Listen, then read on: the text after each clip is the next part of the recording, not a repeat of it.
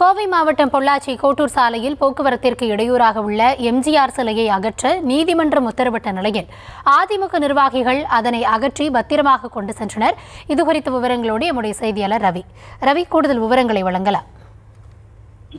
வணக்கம். பொள்ளாச்சி கோட்டூர் சாலை தங்கம் தியேட்டர் எதிரில் சூளேஸ்வரம்பட்டி பேரூராட்சி அதிமுக நிர்வாகிகள் சார்பில் கடந்த 1995 அதிமுக நிறுவன தலைவரும் முன்னாள் முதல்வருமான எம்ஜிஆர் சிலை நிறுவப்பட்டது.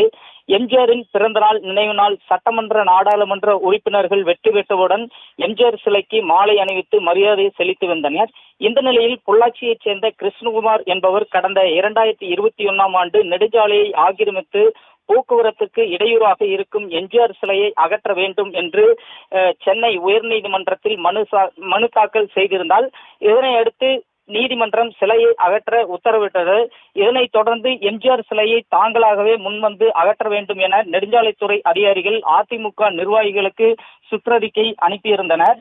இன்று நெடுஞ்சாலைத்துறை அதிகாரிகள் காவல்துறையினர் பாதுகாப்போடு அப்பகுதியைச் சேர்ந்த அதிமுக நிர்வாகிகள் ஜேசிபி இயந்திரத்தின் உதவியுடன் பத்திரமாக எம்ஜிஆர் சிலையை அகற்றினர். 30 ஆண்டுகளுக்கு மேலாக அந்த பகுதியின் அடையாளமாகவும் அதிமுக தொண்டர்களின் சிம்ம சொப்பனமாக கம்பீரமாக காட்சியளித்த எம்ஜிஆர் சிலை அகற்றப்பட்ட காட்சி பலரையும் சோகத்தில் ஆழ்த்தியது.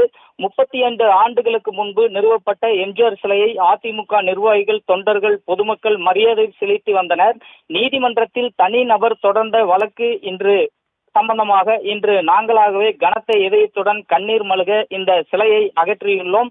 அனைத்து தரப்பு மக்களின் நெஞ்சங்களில் நிறைந்திருக்கும் தலைவர் எம்ஜிஆர் சிலை இன்று அரசியலுக்கு வருபவர்கள் அவர் பெயரை சொல்லித்தான் அரசியல் நடத்த வேண்டியுள்ளது. அரசிடம் மாற்று இடம் கேட்டு அந்த இடத்தில் மீண்டும் எம்ஜிஆர் சிலையை அமைப்போம் என்று நிர்வாகிகள் தெரிவித்துள்ளனர்.